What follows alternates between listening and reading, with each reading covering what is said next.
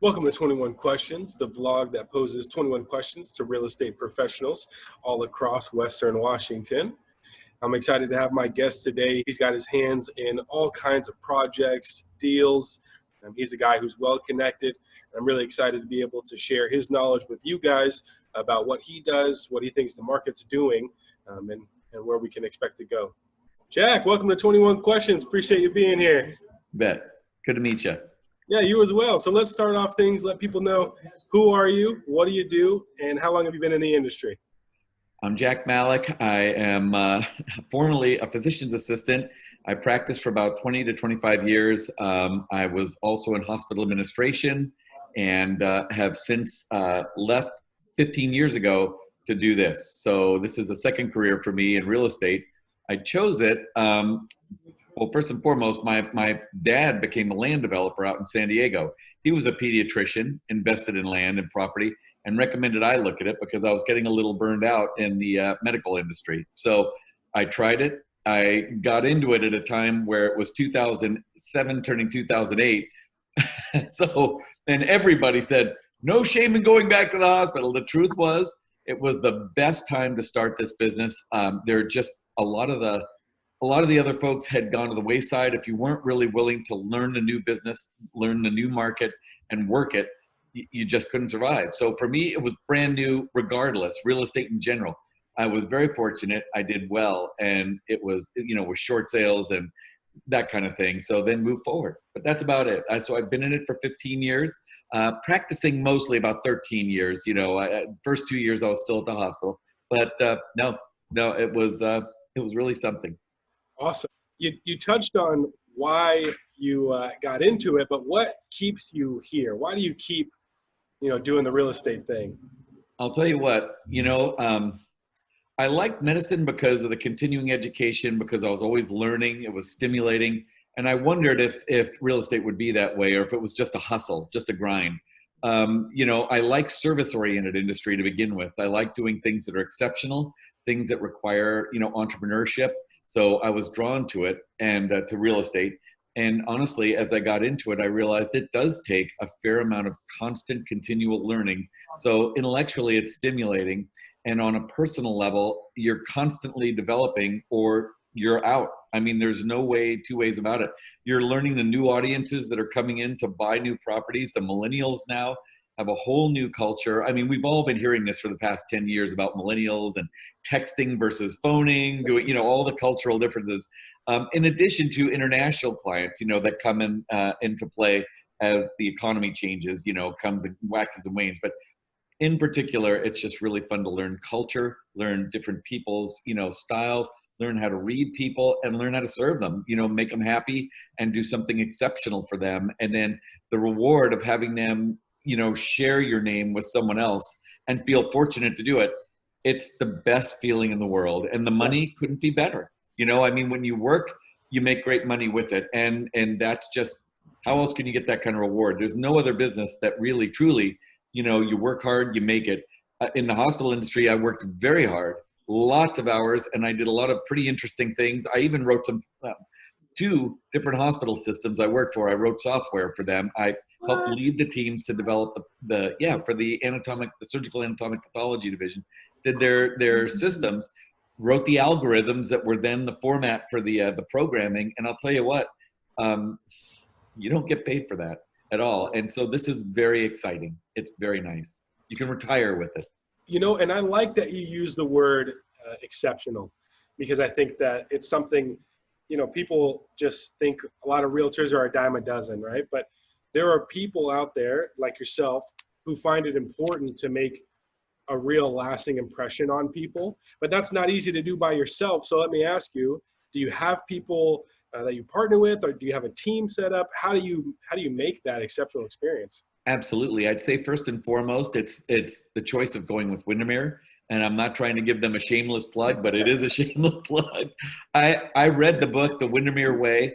I also read the Nordstrom's book, and I drank the Kool-Aid. I believed in John Jacoby and what he was putting out there. I really bought it. And the truth is, they really do have a reverence for knowledge, a reverence for, continually improving the way you do business and the way we as an industry do business, you know, to serve the clients, it's evolving with technology. You know, we're at that dichotomy right now. Are you a technology business that is, you know, that employs realtors, or are you a realtor that employs technology to service your clients?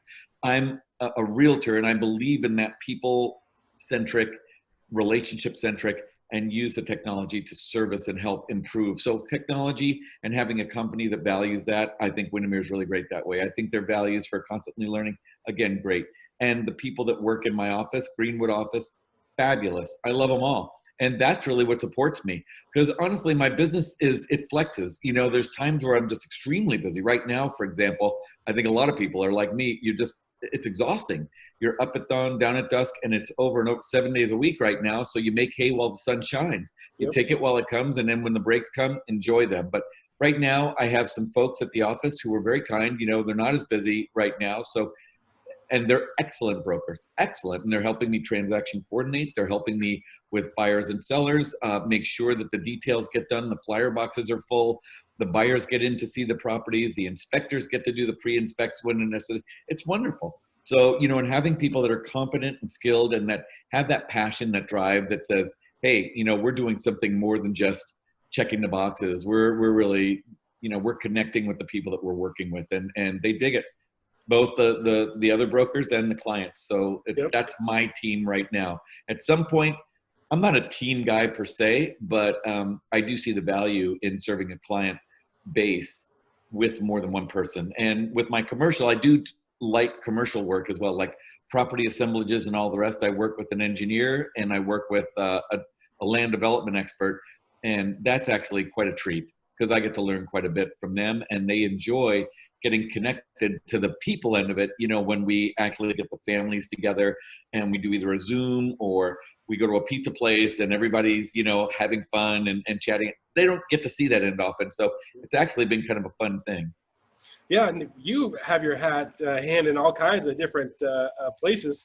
We've had some interesting conversations about the stuff that you do. So do you have a specialty, or do you have a Yes. niche client that you try to go after?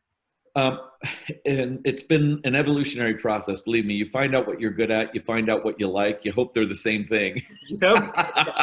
and that you stay with them. I really love new construction because I like designing the future, so to speak. You know, I like that assimilation of what are people really asking? What are they needing? You know, the whole quarantine thing now, redefining.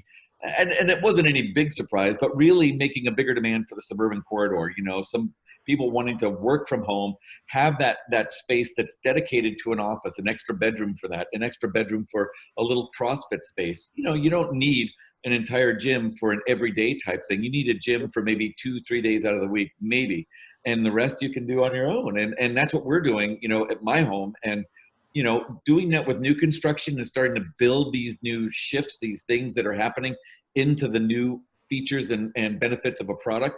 It's exciting. So I would say my specialty now is identifying land for residential and light commercial, like multifamily developers, assembling the parcels and closing escrow with them, and then selling out the finished product afterwards. And Wow. that right now I've got several luxury pieces that are coming, what they call going vertical, that are coming out of the ground. Mhm. Very exciting. It's still, you know, it takes years to get that going. This crop of homes has taken me 4 years to assemble the parcels and get all this to the point where it's for sale. Yeah. And, you know, it kind of answered my next question, and it's almost obvious. How does that help your clients? I mean, you are basically, just like you said, you're designing the future for them. So, I mean, that's an incredible process. When I was selling hard money, very similar experience of, you know, giving these guys money to be able to get all of that stuff done so they could eventually go vertical and Yeah.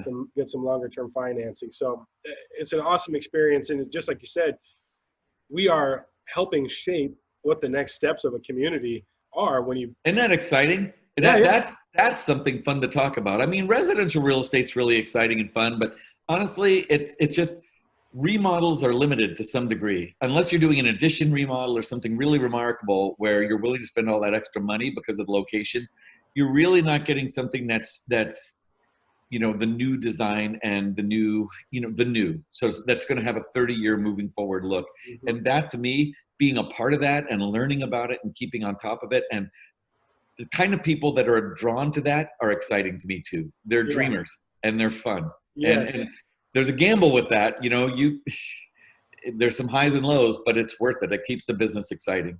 Yeah, for sure. And so that's got a good segue into my next questions for you, Sure. which is, what is success for really the people that you work with? Obviously, it's different for every scenario.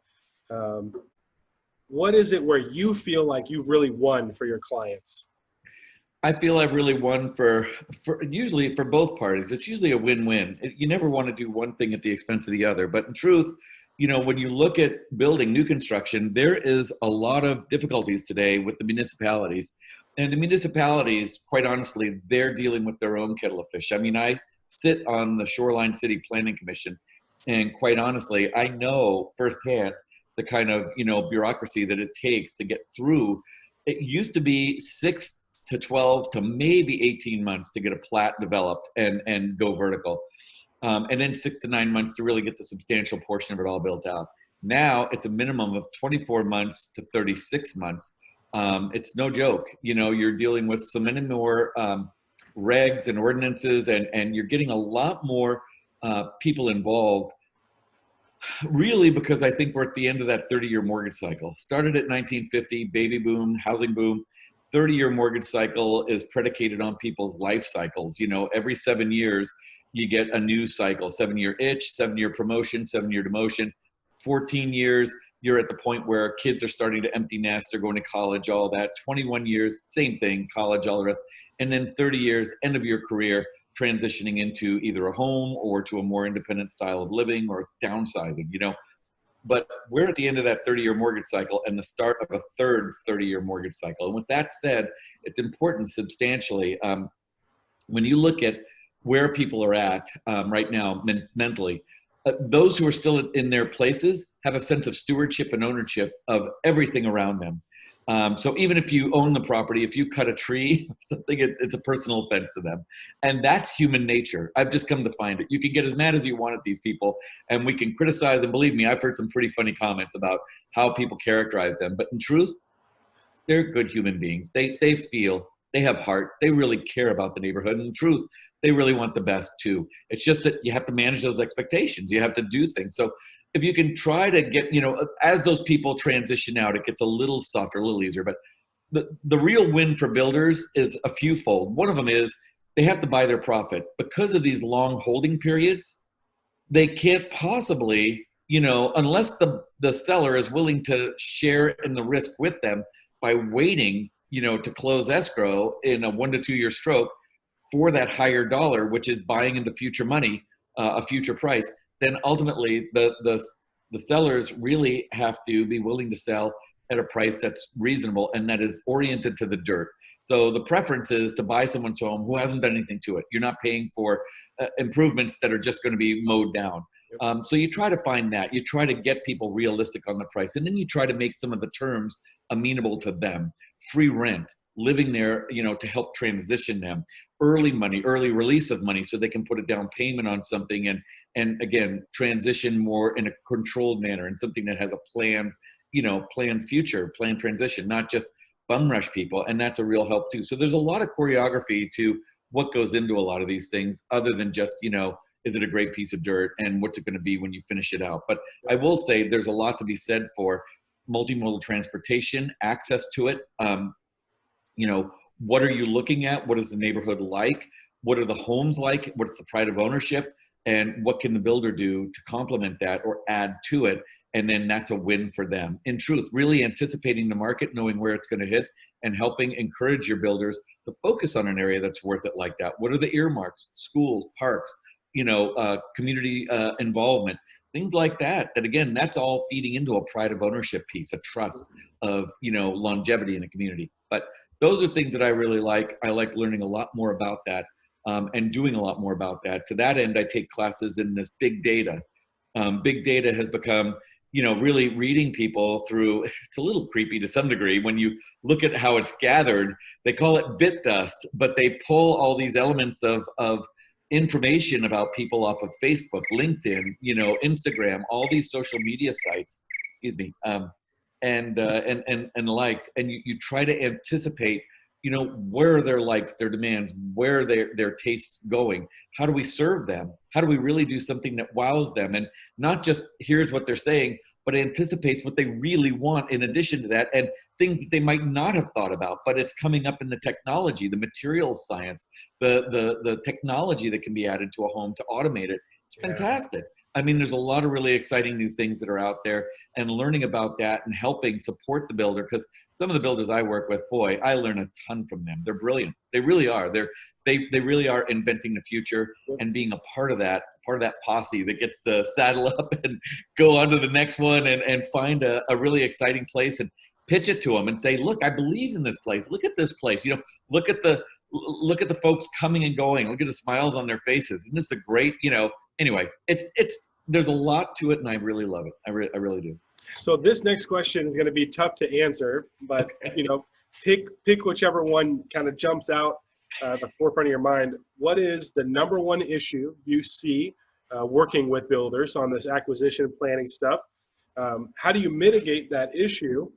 And then what is it that you're doing in that process that helps you stand apart from your competition?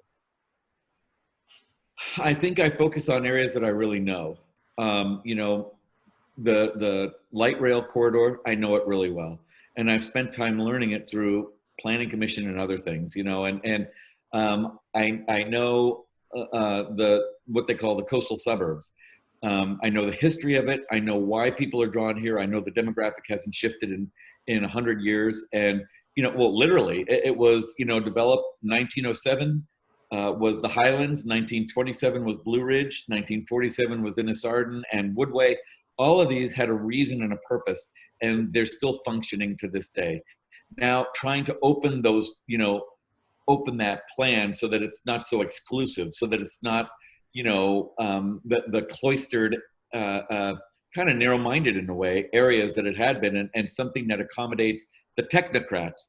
Back in the day, it was the legacy money, the blue-blooded, relationship-driven, exclusively family money. Now it's becoming something where truly the American dream has been realized. People from foreign countries, knowing nothing, having very little, or not knowing nothing, but being very intelligent and using that wit to gain market share, and then becoming these humongous successes.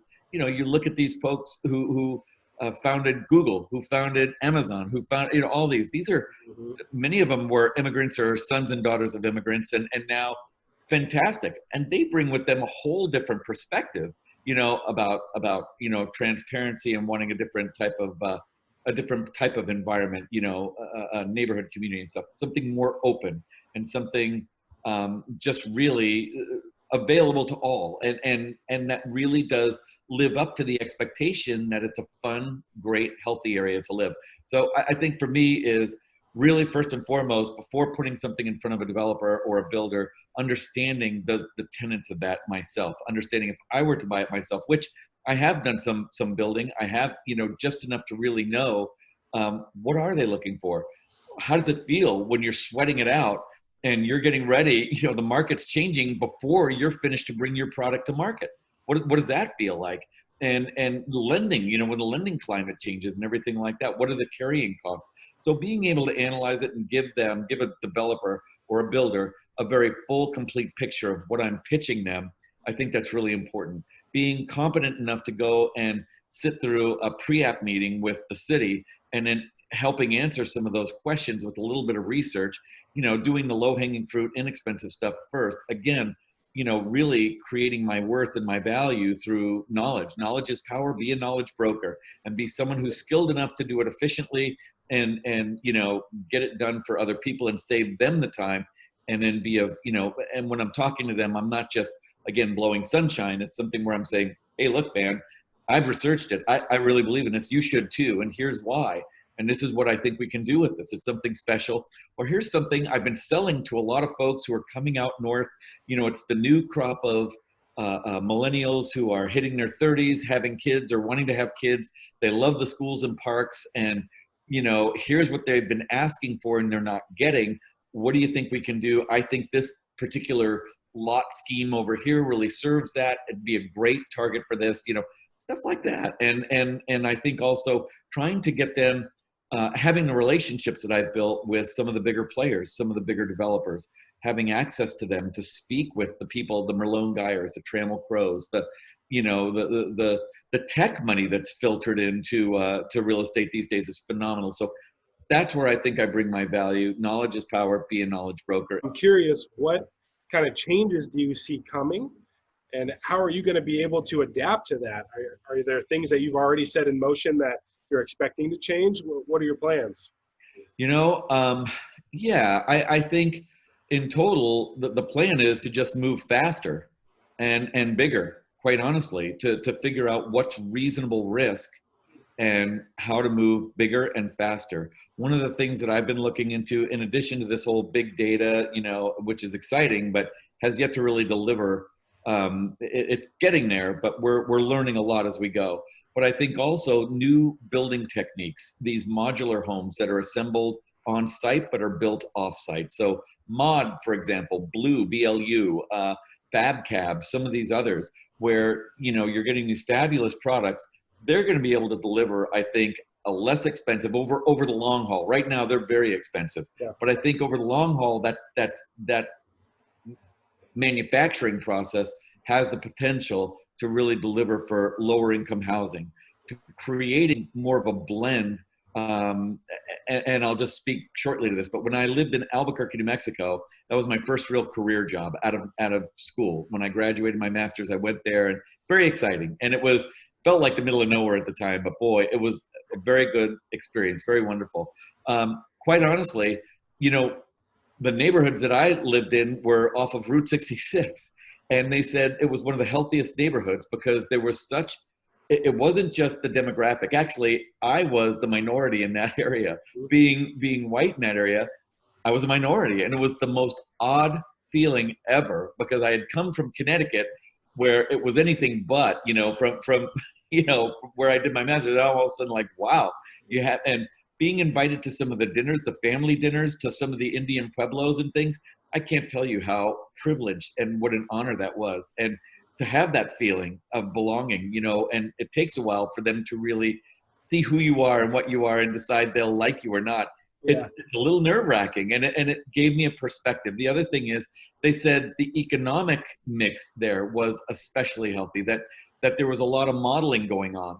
There were, you know, for when you mix people who are wealthy and not wealthy, you can figure out a way for all to afford to live integrated within the same community, which they did. It was a very, very eclectic community in terms of housing. And you'd see a very expensive home sitting right next to something that was not very expensive or very large at all.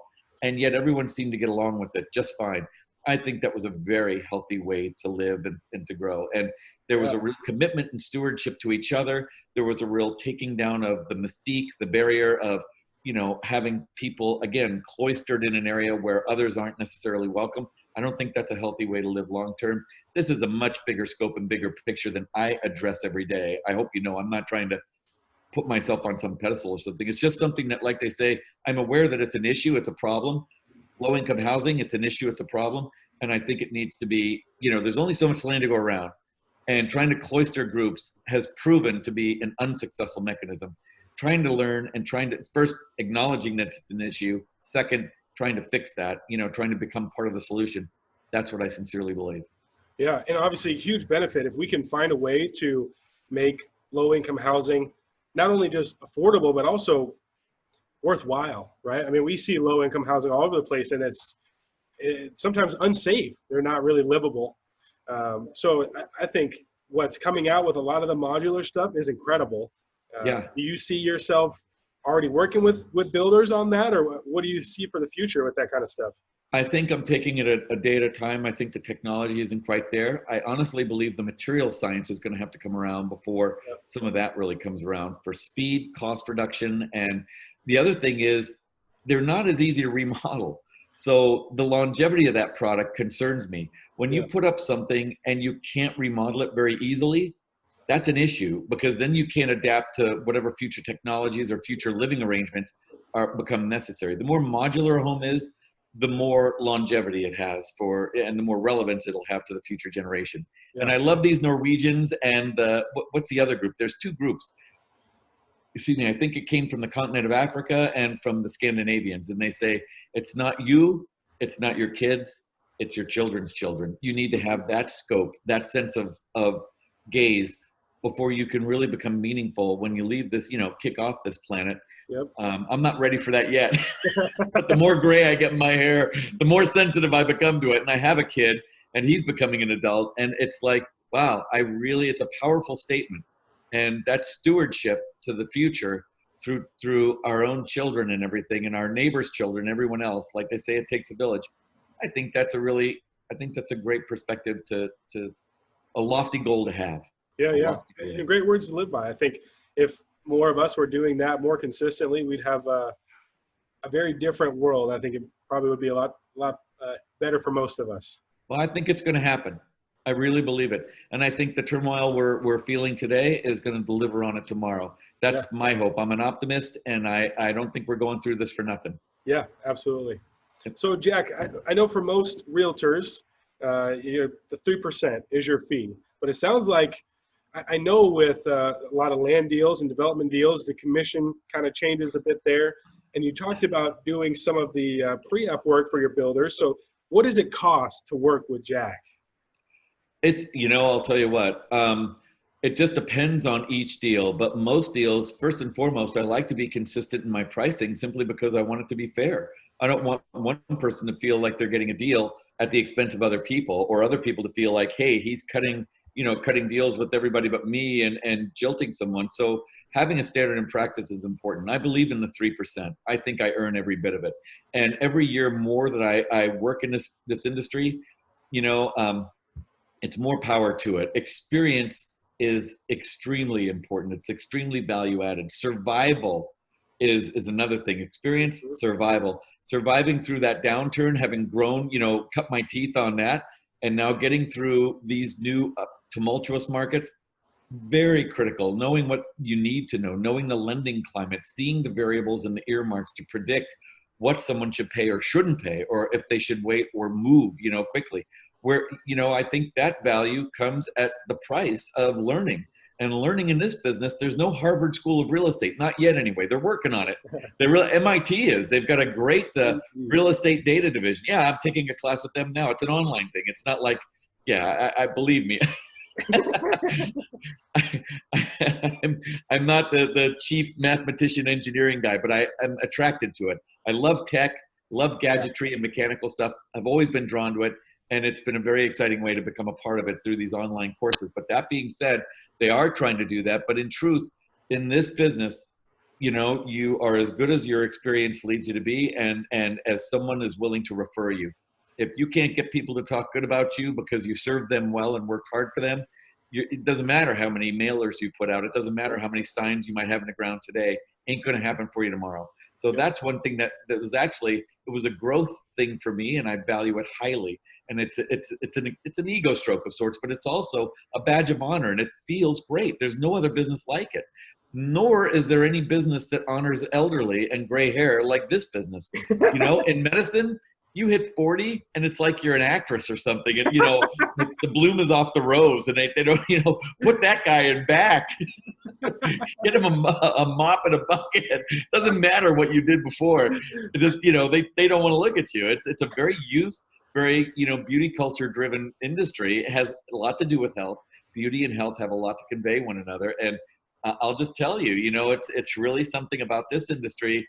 They, of course, it's more powerful if you can come off looking like you do, Alex. I got to say, you look like a sharp guy, and, you look fit and Thanks, handsome. And I think that's a really important thing. It helps deliver that confidence, to behind your message.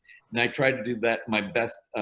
Believe me, it's an uphill battle, but I do it to the best of my ability, and I believe in it. I think it's an important thing to stay fit for your noggin and for your fitness and for your ability to walk the talk. But that being said, I really think those are the things I love. I love the experience, basis behind this. And that there was a gal, I'll tell you, 83 years old, 84 years old, Vivian Brown, just a straight shooter. She was selling to her to great grandchildren referrals from some of her earlier clients. She had given me some of those referrals. Wow. And I asked them, how did they know her? And that's how I came to find, I was just like, I was flummoxed. And it excited me to think that it's as much as it's limited by you and your imagination only. And that's an exciting business to be in. So this business will treat you as good as you treat it. It's a wonderful business. You're in harm's way always, because it's the threefold. You got to find the business, work the business, and follow up on the business. Yep. And if you drop any ball on that, or any leg on that three-legged stool is short, you fall over. But that said, I love it, love it, love it. Yep. Jack, it's been an absolute pleasure. I want to give you a couple minutes here to tell us all why we should work with you, why we should work with your company. If you have any way that we can hear other things from you, like a podcast or a meetup group, and then how can people who really love what they saw and heard, how can they reach out to you? The floor is yours. Thank you very much. I have a Facebook and LinkedIn site, an Instagram site. I put out a mailer, which is monthly. I know that's a little old-fashioned to have print, but I still believe in it. I'm in a lot of the local rags, like the Richmond Beach newspaper, some of the neighborhood, magazines that are out there as well. Online, I have a website, a Windermere, a personal Windermere website that you can find me on. I'm pretty accessible by all those means, and also anywhere, like I say, coastal suburbs, and that's principally in Shoreline, Edmonds, and North Seattle. My office is at Greenwood. You can find me anywhere there. And I am, anywhere along the light rail corridor. If there's anything that you want for, basically an understanding of how do those type of sales occur, how long do they take, what's reasonable to expect, how do we assemble with our neighbors, how do we get such a big group of individuals together to work together. And it's an exciting process, and it's something I do very well and I like doing. As far as like selling resale and new construction, you'll see me advertised, like I said, through postcards, mailers. You'll see signs in the ground for mostly in Shoreline. I've got about 47, 48 new homes coming up. I've got a 7-lot right now, another 5-lot that's coming up, and a 6-lot shortly after that. So all within right now, and between another 6 months from now is for sale. So please, come out to Shoreline, call me up. I'll take you to lunch. I'll, in Snohomish. we're not fully phase 2 here yet, but I can take you to Edmonds and we can get a cup of coffee and chat with masks. I'm a believer. I really am. And I respect that. And I want others to as well. I think it's important right now that whether we believe in it or not, we follow the plan and respect others' concerns and stay together as an industry. As far as anything else, I think the reason to do business with me is because I am knowledgeable, experienced, I'm committed, and I've got the MLS statistics to prove it.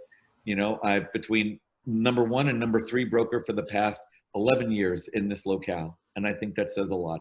A lot of people can be number 1 for a while, staying up there, between number 1 and number 3. I feel very proud of that. And the people that compel me to get back to number 1, I love them too. I think there's a lot of, I do. I think there's a lot of good realtors out there, and it's an exciting time. I think we're the new crop of experienced individuals that are bringing it forward, and it's been fun to grow up with them as well. But I think, you got any questions about residential resale, preparing your house to list, what is it to buy new construction? Why would you want to do that and spend the extra money? What are the benefits? What are the drawbacks?